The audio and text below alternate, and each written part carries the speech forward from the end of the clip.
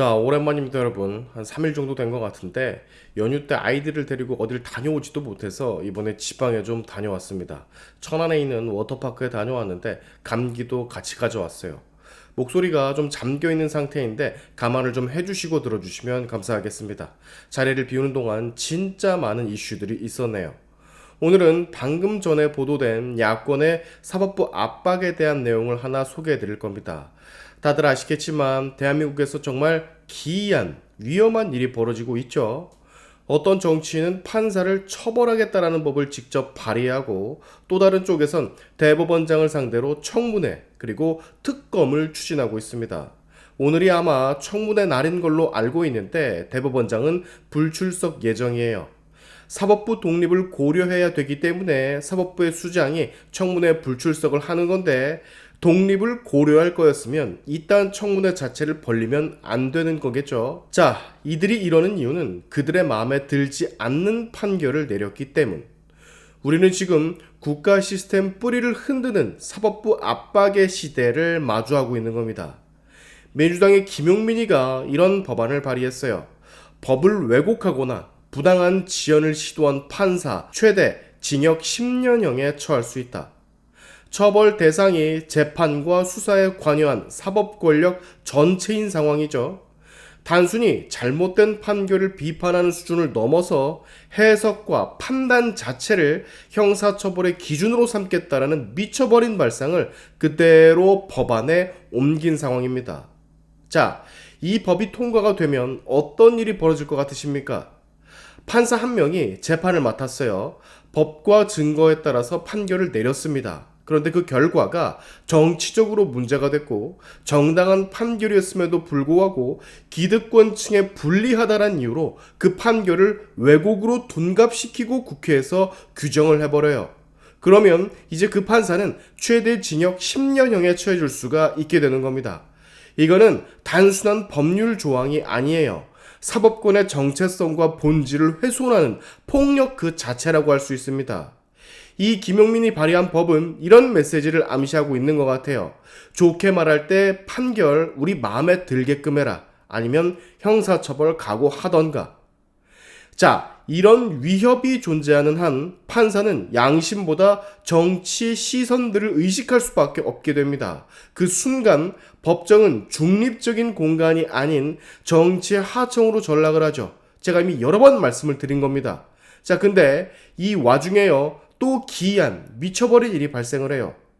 조희대 대법원장이 오늘 청문회 불참한다라는 이유로 거대 야당이 조희대 특검법을 추진하겠다는 입장을 밝혀왔어요. 죄가 없는데 특검법이 열리는 세상, 그것도 상대가 사법부의 수장인 대법원장이며 그는 사실상 잘못한 게 없습니다. 형식은 청문회 무시지만 속내는 명백해 보이죠. 대법원장이 유죄 취지 판결을 주도했다라는 이유로 그를 수사하고 책임을 묻겠다라는 얘기입니다. 사법부는 삼권 불배 핵심, 축이에요. 특히 대법원장은 법관 중에 법관입니다. 대법원장은 우리 대한민국 사법의 상징이면서 그 자체로서 정의예요. 근데 그런 인물을 특정 사건의 판결 하나로 특검 대상에 올려버린다? 이거는 사법을 존중하는 태도가 절대로 아닙니다. 근데 더 최악인 건 이런 민주당의 움직임에 이 사태의 본질, 중심점이 되는 인물은 이에 대해서 어떠한 말도 언급도 하지 않고 있어요. 그게 절망적인 겁니다.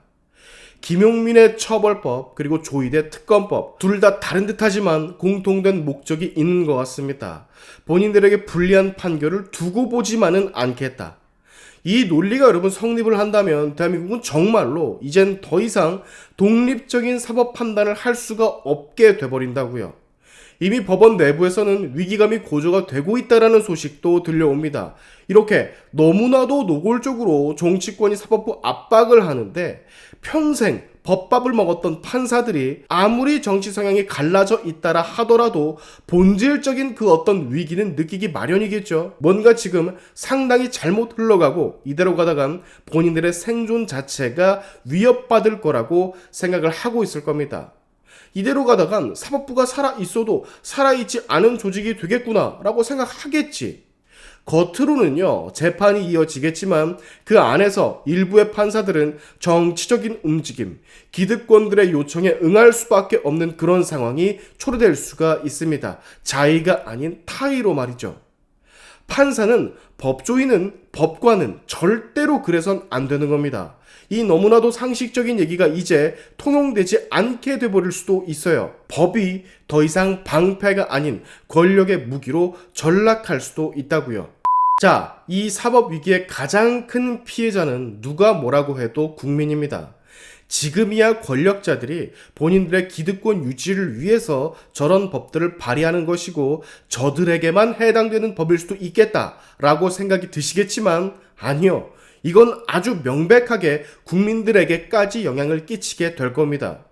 사법부가 정치에 복종하기 시작을 한다면 일반 국민은 권력자들과의 싸움에서 반드시 필패를 하고 마지막 최후의 보루인 법적 보호도 받지 못하게 될 수도 있어요.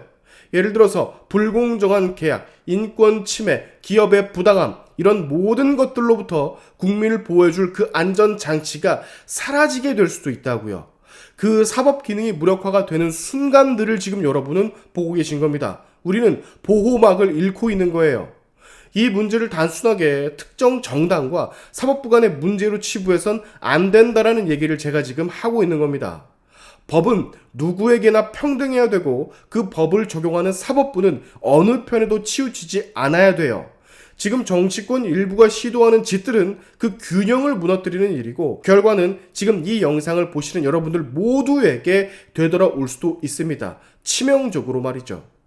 법이 정치의 눈치를 보기 시작하면 그 사회는 더 이상 법치국가라 보기가 힘들어진다라고 저는 생각을 합니다.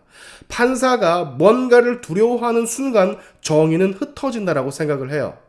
사법부가 침묵하는 사회는 정말 위험한 사회. 근데 여기서 한 걸음 더 나아가서 사법부가 겁박을 당하고 협박을 당하는 사회는 이미 사법체계가 붕괴되기 시작한 사회라 저는 생각을 합니다. 여러분, 지금 대한민국은 정말 위험한, 정말 중요한 갈림길에 서 있습니다.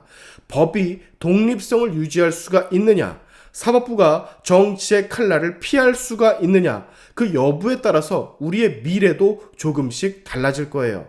법이 무엇인지를 여러분 생각을 해주셔야 됩니다. 법은 누구의 도구도 절대 아니에요. 모두를 위한 기준 그 자체입니다.